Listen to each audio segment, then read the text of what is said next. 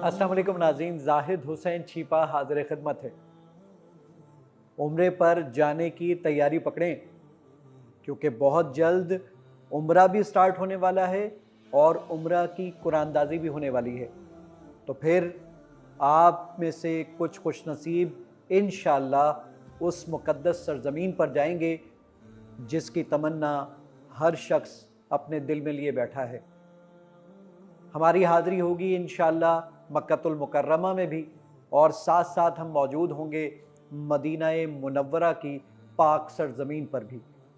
तो तैयारी पकड़ें, इस्लाम 360 खोलें और उम्रा के पॉइंट्स बनाइए, क्योंकि जितने पॉइंट्स होंगे उतनी ही आपके उम्रा पर जाने के चांसेस बढ़ जाएंगे।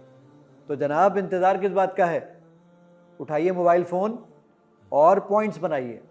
तो फिर मिलते हैं इंशाअल्लाह जल्द ही उम्रा की कुरानदाजी की डेट के साथ। अपना बहुत ख्याल रखिएगा। इस वीडियो को शेयर करना मत भूलिएगा। अस्सलामु अलैकुम वरहमतुल्लाहि ताला वबरकातुहू।